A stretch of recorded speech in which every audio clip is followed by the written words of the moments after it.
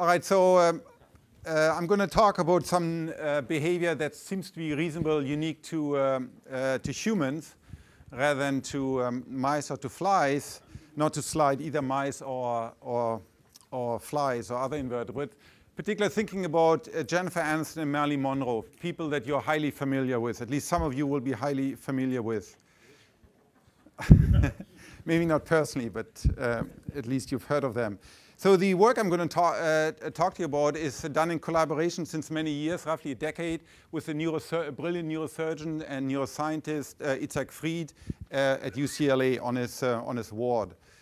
And the work actually is done by a quadruplet of Caltech researchers. The second half of the work about thought control in humans is done by Monroe, who is part of his PhD, brilliant student. Gabriel Kreiman, who's now a professor at Harvard. Florian Moorman, who's an MD PhD.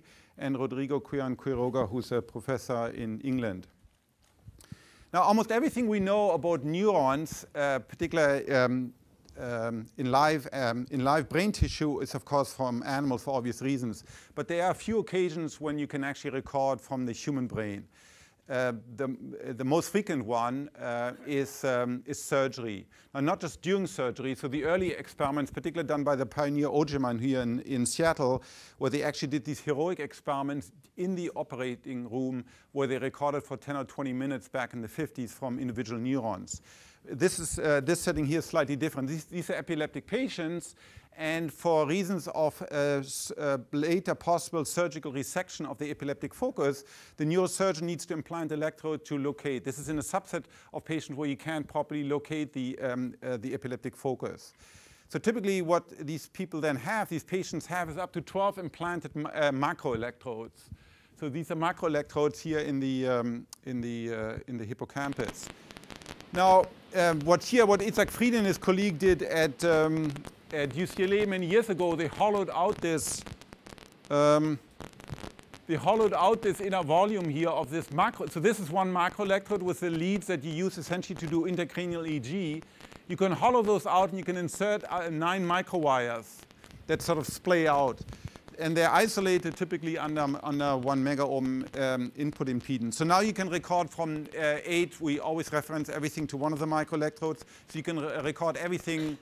You can essentially record for a couple of days, a week or 2 weeks, electrical activity inside the skull.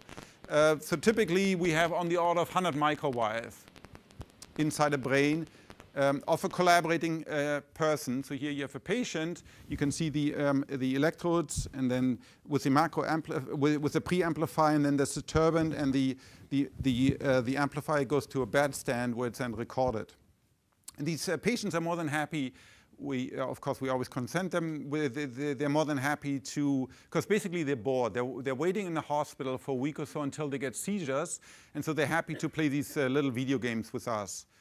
And we've learned to make it more and more interesting for the patient, which is good for us because then typically we get higher yield. The motivation is higher. The structures we're recording from is purely dictated by clinical exigency. So these are structures where you have up to 70% of the unifocal lesions are found here that give rise to epileptic seizures. Amygdala, hippocampus, parahippocampal gyrus, and entorhinal cortex. So all parts of the medial temporal lobe. Wait. I had that already. All right, so we discovered already many years ago neurons that if we show patients images that respond to categories of images. So this is, for example, a cell in the entorhinal cortex that responds to animals. Right, so you can see here, this is typically the images you'll see. This is 3 seconds. We show the patients on a little computer on his lap. It's a laptop sitting on the patient's lap. For 1 second here, between those two vertical marks, we show images of layout, spatial scenes, objects, faces, etc. Here, whenever we show different pictures of animals, the cell will respond. But if you look at the individual animals from the pattern of a tiger, or scorpion, an eagle, etc., we cannot tell whether it was an eagle present or whether it was a scorpion. So we call these category cells. Here, for example, you have category cells Oh, no, I threw that out. So we have category cells for spatial scenes. We have category cells for animals and things like that. But then we found a very small number of them, typically a third of the cells, that respond very selectively to particular familiar images that the patient knows. So typically the way we choose the stimulus material is very different from a typical animal experiment. We have a set of images, usually that involves faces. Why faces? Simply because we found over the last 10 years of all images that we show to the patient, faces are the ones that we are most likely to find responsive neurons. Most of the time, roughly 80–85% of the time, we don't find any stimulus in the hour that we have available for doing testing. We don't find any stimulus that drives any one particular cell. But if we do find it, more often than not, it's faces. It has to be meaningful things. If the patient doesn't recognize what's on the image because it's a weird image, we don't find any neurons that respond to it. Now remember, here, of course, we are talking about a brain area that at the end point are purely visual. So all the visual processing happens before, and then the information gets sent on from the visual brain in the infratemporal cortex down to these areas. So what we found, in fact, the first neuron we found was a Simpson neuron, and then we found a Bill Clinton neuron. Later on, we found the neuron to this famous Hollywood actress. So you can see, once again, it's 3 seconds, and we show the image here in this particular picture for 1 second here. This is 6 trials randomly interlaced. You can see that most of the time this neuron, like most neurons, does not respond to anything at all. It's a very sparse representation. In other words, sparse here means that if you show a particular image, most of the cells will not respond to the vast majority of the images. Very different if you look in early regions, like in primary visual cortex or even infratemporal cortex. But then what we happen to do in the morning, typically we do an AM PM session. In the morning we show as many different concepts as we can, and then if we found one cell that happens to respond to one particular image, in this case it was to one of these images of Jennifer Aniston, we then go back and try to collect as many images of Jennifer Aniston or similar looking people or other famous actresses or other blonde women, non-famous, etc., to try to sort of describe the specificity of these neurons. So here you can see after very stereotypical, after 300 milliseconds, this neuron always responds on all 6 trials with a burst of spikes between 4 and 8 spikes. These are Poisson distributed. Interesting, at the time she was married to some other famous Hollywood actor, and the cell didn't care about that. This cell did not respond when she was there with her then husband. It doesn't respond to other famous or infamous actresses as Pamela Anderson or as Brian Colby, who at the time was on trial. Here, this is a neuron that responds to one of James Bond's girls, Halle Berry. So here, once again, you can see sort of very sharp but delayed onset. Now, what's very interesting for those of you who are visual, these neurons are very, very invariant. So, for example, if you look at the hairstyle here, in the background, it's greatly different from each of these images, yet the cell responds. Here, in fact, it's a line drawing. So this line drawing is very different if you look at the pixel level from this picture of Halle Berry. As long as the patient recognizes it as Halle Berry, which she did in this case, the neuron response. Here, interesting, you have at the time there was a movie out called Catwoman, where she was the main protagonist, and the patient had seen this movie, and so the patient recognized as Catwoman. We then went on the internet and tried to look for many other pictures of women dressed in leather suits. There are actually quite a few. Here's one of them.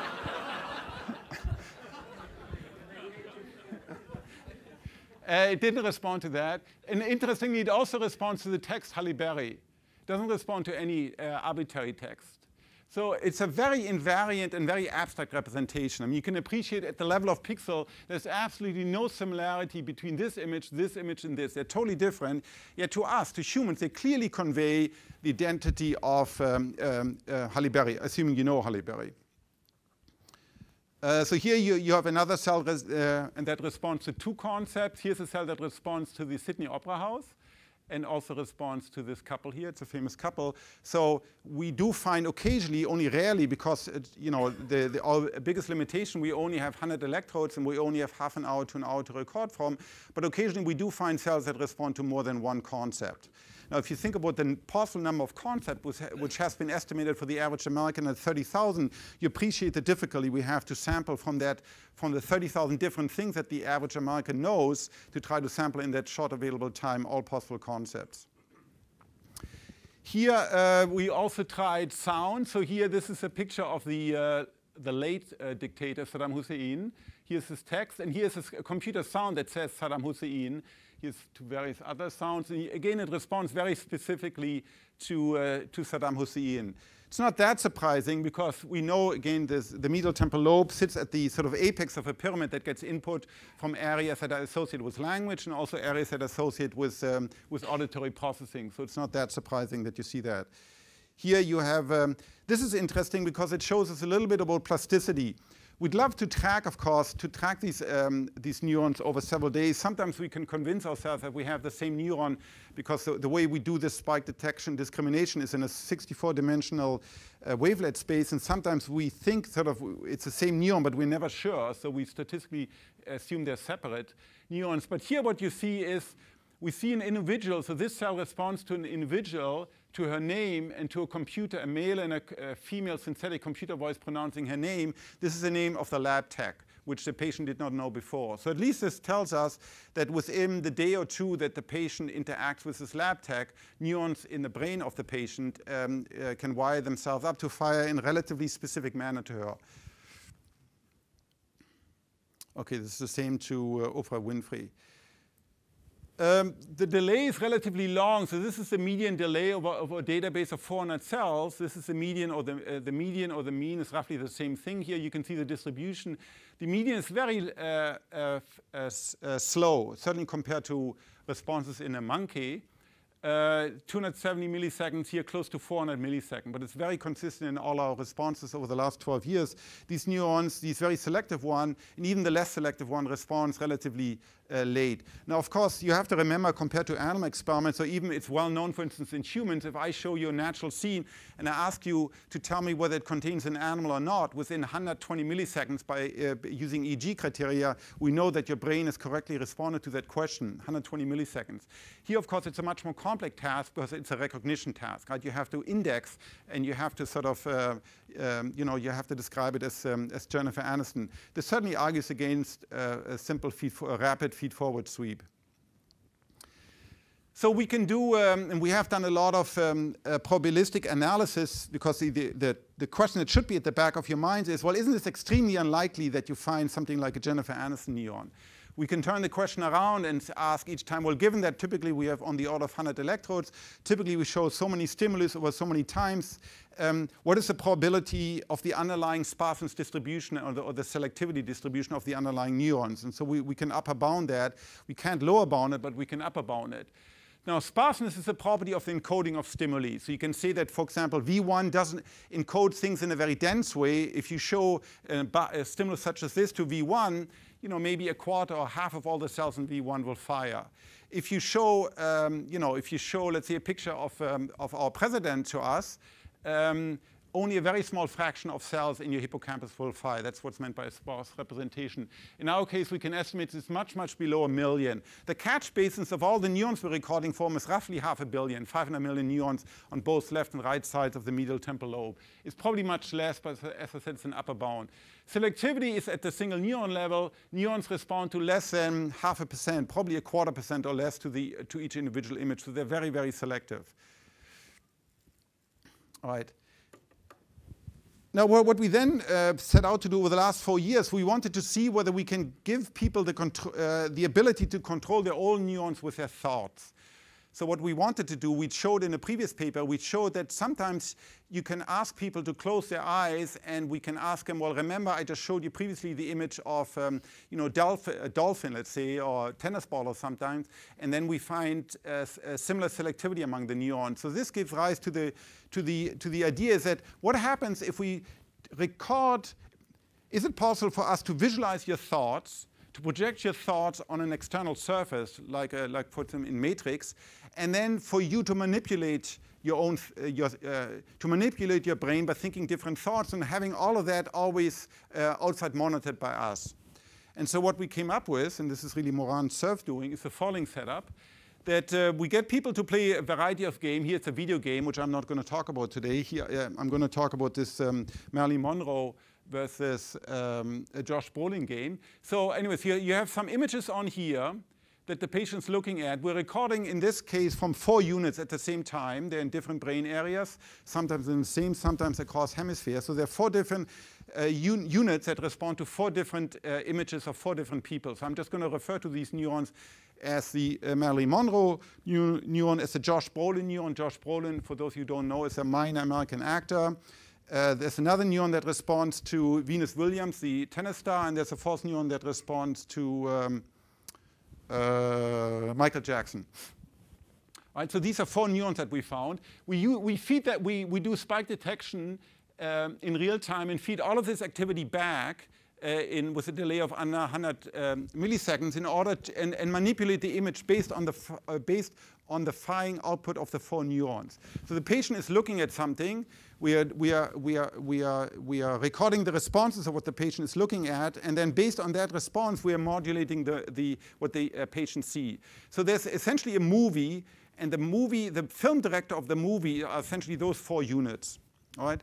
And what we do now is we do this competitive game. So we start off, for example, in this movie I'm going to show you, there's an image of Marilyn Monroe that we superimpose to an image of Josh Brolin.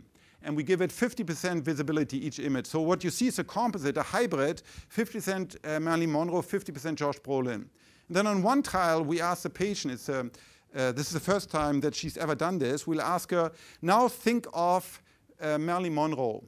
And what she has to do, she has to enhance the image of Marilyn Monroe and at the same time or suppress the image of Josh Brolin. Right? And so you have the 4 neurons that respond to Josh Brolin, Marilyn Monroe in isolation, Michael Jackson, and Venus Williams. So think of it, you're in this 4-dimensional space, right? And so you have these 4 clusters corresponding to activity. What do the 4 neurons do when they're looking at a 100% sort of picture of Josh Brolin or 100% picture of Marilyn Monroe or Michael Jackson or Venus Williams? And so in every 100 milliseconds we ask, currently is the firing rate of those 4 neurons, is it closer to Josh Brolin or closer to the Marilyn Monroe? If it's closer to the Marilyn Monroe cluster than to the other clusters, then we change the visibility of the movie, of the image on the screen. So now we enhance 5% of visibility of Marilyn Monroe. At the same time, we decrease the visibility of Josh Brolin. Conversely, if the cluster is closer in this 4-dimensional space to Josh Brolin, we enhance Josh Brolin and we suppress Marilyn Monroe. If it's closer to the other 2 clusters, we don't change the image on the screen. All right, so to the extent that the patient can suppress Josh Brolin and can enhance Marilyn Monroe, depending on the celerity with which he or she can do that and how strong he can do that, you end up with a movie that's you end up with a pure 100% Marilyn Monroe image or with a pure Josh Brolin image. And then the game ends. Then sort of the patient has won if within 10 seconds he or she has managed to turn from this 50-50 into 100% Marilyn Monroe, and has lost if it ends up with Josh Brolin. All right. So this is here the selectivity of the 4 units. So here the 4 units in the right hippocampus. A unit you can see clearly responds much better to Josh Brolin than to the other 3 pictures. Left parahippocampal cortex responds quite nicely to Marilyn Monroe. Right amygdala responds very selectively to Michael Jackson, and left hippocampus unit responds selectively to Venus Williams. Here are the individual unit responses. So what you're going to see in this movie are sort of these fading walks. So this is 10 seconds. After 10 seconds, we stop the game if it hasn't finished before. Here we show the visibility of the target. So we start off 50-50. So here is Josh Brolin, 100% pure Marilyn Monroe. Here's the mixture. We always start off in the center. Here we ask the patient to think of Marilyn Monroe, and to the extent that he or she is successful in doing that, the Marilyn Monroe picture becomes more and more visible, and the Josh Brolin picture becomes less and less visible. So here you can see almost invariable, she was very quickly, except in this one trial, very quickly learned to go from here over to where the majority of the image that was visible was Marilyn Monroe. And you know, this is a very quick experiment where she did it within, I don't know, 1.5 seconds. And here it took her, I don't know, 6 seconds or something. Here's the opposite. Here you can see, for example, in this one example, so here the target was, the patient was told, now think of Josh Brolin, but here in this case, early on, she moved to have 70% of Marilyn Monroe visible and only 30% of Josh Brolin, but then managed to, after a long time, to still win this game. Here she actually, this game she lost. All right, so let's look at the movie. Yeah, first you'll hear, and we give different sounds. So Moran gives different sounds to the two different units, so you can distinguish them by ear. So this is a unit that's in the left parahippocampus.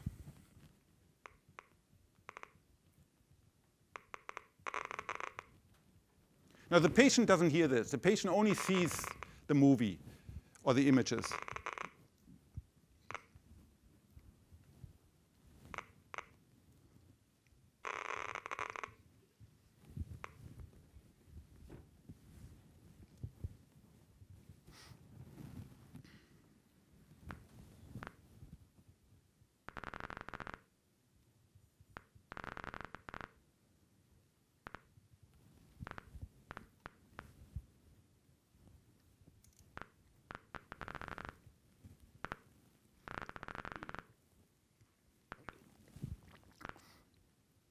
All right, now we superimpose both at the same time, and we record from both units. And then, so you can hear the two different units.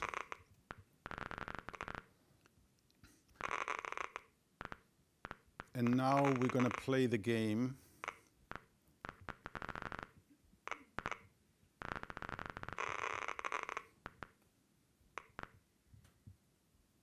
All right, so this is the first time she's ever done this. This is the first time she's been asked to control her neurons in her head. Here, the target is Marilyn Monroe. And this is what the patient sees. And this movie is generated by those 4 units. That was a successful trial.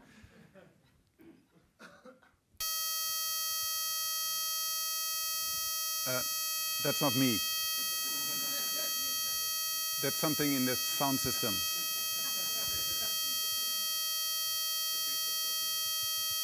Yeah, I don't know. It is coming off your laptop. All right. Okay, I believe you. Just I don't know where that came from. All right. So the point is here that the patient could do this. Let's go to the. So what we can ask now. Well, what we can ask is for the same input. So let's say we can take all the cases where the patient, where the image was present, let's say 80% Marilyn Monroe and 20% Josh Brolin. We can ask, what's the firing rate when the patient had to attend to, or when the target was Marilyn Monroe versus when the target was, for the same input, when the target was Josh Brolin. And so this allows us to define an index, a so-called top-down index that tells us how much are neurons in a particular brain area controlled by the instruction or by the thought of the patient, right? Because the input is always constant in this way we compute it. For the same retinal input, how much difference can the top-down control, the attentional control that the patient exerts by focusing in his or her mind on either Marilyn Monroe or the other target do? And you can see in the hippocampus, so on average, it's almost factor of 9 or 8 to 9 times stronger. While in the entorhinal cortex and amygdala, we see very little cognitive control in this particular paradigm. So this works in all patients, some patients better than the other. So just in terms of, for those of you who care about firing rates, like Giri here, so the baseline rate is low. For our 72 units, it's 4 spikes per second with a great, with an exponential distribution. Oh, yeah, an exponential distribution. So it's 4 hertz on average. During a successful trial, so when in one of the trials I showed you and you're being asked to attend, let's say, to Marilyn Monroe, then the Marilyn Monroe unit will go up from 4 hertz to 11 hertz, so that's almost 4 standard deviation. The baseline of the distractor will go down to 1.9 hertz. That's 0.6 standard deviation. In other words, if in this game now you're constantly on Marilyn Monroe, so you enhance the Marilyn Monroe on average by 3.7 standard deviation. You decrease the other unit that responds to Josh Brolin and presumably all of its other related neurons. You reduce by 0.6 standard deviation, and this occurs simultaneously. So in other words, what your brain has to do, it's really amazing how we can do this day in, day out. I give you this instruction, concentrate on Marilyn Monroe. So you have to take this instruction, which is somewhere encoded in the dorsolateral prefrontal cortex. You take that instruction, now you reach back with your, I mean the neurons in DLPFC, have to somehow now go back and reach into the medial temporal lobe and enhance the neurons that respond to Marilyn Monroe. At the same time, suppress the neurons that respond to Josh Brolin, while all the other neurons are not affected. So we can show, for example, in this movie, that the neurons that respond to Venus Williams or to Michael Jackson, they're not changed. So it's really something very, very selective, and you can do it very quickly. All right. So Alan asked us to summarize what we know and what we don't know. So what we know is a sort of experimental demonstration of a very sparse and explicit invariant representation among medial temporal lobe. What we can show here in this paper, that in this study, that subjects can voluntarily, rapidly and selectively, in single trials, up and down regulate individual single medial temporal lobe neurons. So we're not talking about a very broad population response that's only sort of weakly evident in single neurons level. You can really see it, if you record from the right neurons, very dramatic changes. I mean, factors 3, 4, 5, 6, 7, 8, or 9. So in other words, we can visualize their thoughts to an external display. What is the unknown? Now, before we come to that, I'm a big fan of Zen koans, and I found this beautiful Zen koan about what we don't know. As we know there are known knowns, there are things we know we know. We also know there are known unknowns. That is to say, we know there are some things we do not know. But there are also unknown unknowns, the ones we don't know, we don't know. This comes from a master of Zen, namely this gentleman. This is from a verbatim briefing he gave to the Department of Defense. So what are the unknowns that we would dearly like to know? This is my last slide. How does this, if you think about the way we encode memory, so if you're going to remember anything about this very rich representation today that we saw throughout the entire day, you're not going to remember whether the detailed dress of the individual speaker or their detailed slides. You're going to remember, you'll have a high-level abstract invariant representation in your memory. That's a character of human episodic memory. And so the question is, are we directly tapped by our microelectrodes array? Are we directly tapping into that representation of human episodic memory? Can such a representation also be studied in the non-human primate? You'll hear something according to the work or using similar techniques to what Doris is going to tell us about tomorrow, I believe. We are extremely interested in these regional differences. We find in hippocampus you have a great degree of cognitive control in this particular paradigm, where you don't have it in the amygdala. That might relate to the fact it's not an emotional paradigm. We've done other experiments, or Itzhak Fried has done other experiments with emotional paradigm, where you can very nicely up and down regulate single neurons in the amygdala. This also relates to the question, is it possible to see this representation in fMRI? You all know, so people, for example, based on Nancy Canwisher's studies, you all have an area in your brain called the fusiform face area. But now you can ask the question, I don't just want to know the area that responds to faces. I want to know, you're in bold, what is the specific region that responds, let's say, to our governor, my governor. I don't know your governor. In fact, I don't know your governor, but my governor is Arnold Schwarzenegger. And the question I can ask is so you have all seen Arnold Schwarzenegger many, many times, and I'm sure most of us have neurons that respond relatively selectively to Schwarzenegger. Can you identify them by fMRI? And if not, is it because there are just too few of them, or because maybe we're talking about a laminar structure, versus some part, for example, of the amygdala is of course not a laminar but a nucleus structure, and maybe given the hemodynamics or control of the hemodynamics, they don't show up. A very interesting question. And can we move? So we've heard all day today beautiful studies on optogenetics. Now, for obvious reasons, those studies cannot be applied, at least right now, in humans. But what we can do, what neurosurgeons do routinely do, they do current stimulation. So can we bias these percepts using interventionist strategies, in this case using the microelectrode array? And then lastly, how does this, of course, I'm a student of consciousness and attention. How does this, so we're doing many experiments that directly try to study to what extent does this representation is modulated by attention or separately by visual consciousness. Thank you.